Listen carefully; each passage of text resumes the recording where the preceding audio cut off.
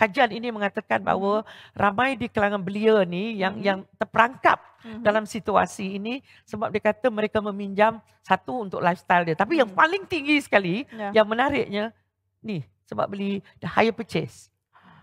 Bersama saya Haslina AR Kamaluddin dalam Sinar Live, bukan cakap kosong. Saya ingin memetik satu kajian yang dilakukan Asia Financial Institute dan juga World Bank ada mengeluarkan tentang cara berbelanja Gen Y dia panggil. Okey, saya dah tak Gen Y dah, entah Gen berapa dah saya ni. Okey.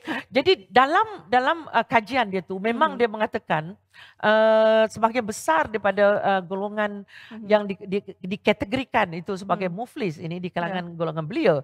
Tapi kita di Malaysia ni belia kita antara umur berapa 16 sehingga 40 lebih lah ya. Betul. So 40. Jadi memang kategori itu memang kategori yang dikatakan kategori yang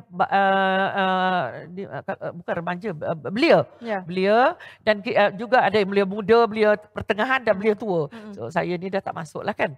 Jadi apa yang berlaku menurut kajian ini memang kumpulan ini adalah kumpulan ni. Saya tidak boleh hanya mengatakan bahawa sebab mereka ini berbelanja lebih daripada sebab banyak perkara yang berlaku iaitu satu dari aspek individu itu sendiri. Kajian ini menunjukkan dia kata ramai di kalangan belia ini berbelanja, dia meminjam untuk berbelanja. Dari segi ekonomi maksudnya you bayangkan, you nak mengguna sesuatu itu, you terpaksa berbelanja, you meminjam. Okey, ada yang tu nak menunjukkan, dia nak menunjuk yang dia ada kereta baru, kereta mewah dan sebagainya, dia meminjam. This is part of consumption sebab penggunaan ini satu yang kita makan, yang satu lagi ialah segala bentuk perbelanjaan kita. Jadi memang kajian ini mengatakan bahawa ramai di kalangan belia ni yang terperangkap dalam situasi ini sebab dia kata mereka meminjam satu untuk lifestyle dia. Tapi yang paling tinggi sekali, yang menariknya ni sebab beli the higher purchase. Okay, higher purchase, iaitu kereta. Most of these things are what we call consumer items. Barangan kepenggunaan yang maknanya kalau orang tua macam kita mungkin kita fikir dua kali lah. Tetapi golongan ini mereka yang baru dapat gaji, pertama mereka tengok dah lama teringin dia nak kereta sport rimnya lah dan sebagainya. Dan ini dia antara faktor dia lah. So higher purchase and then itu nombor satu. Yang kedua ialah ni pinjaman untuk perumahan, credit card dan sebagainya. Itu jadi benda tu boleh diurus. Tetapi kita tak boleh persalahkan juga anak muda ini. Kita pernah melalui itu. Okay?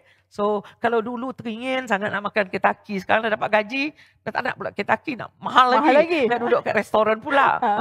Fine dining ke dan sebagainya. Jadi, benda ini akan berlaku. Cuma yang menjadi persoalan sekarang ialah dua perkara. Menurut kajian itu, Malaysia antara negara yang sangat tinggi berhutang. Menarik bukan saja hutang negara yang tinggi, tetapi hutang isi rumah. Okay, itu nombor satu. Dan yang kedua tadi, apa yang disebut tadi, muflis ini kalau kita tengok angka daripada tahun 2015 sehingga tahun 2019, saya tak sentuh yang tahun 2000 ni, sebab data belum keluar, mungkin you ada.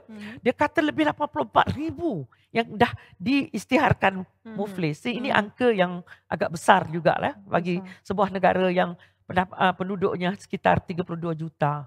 So, ini yang patut kita khawatiri dan bagus diangkat untuk dipinjam.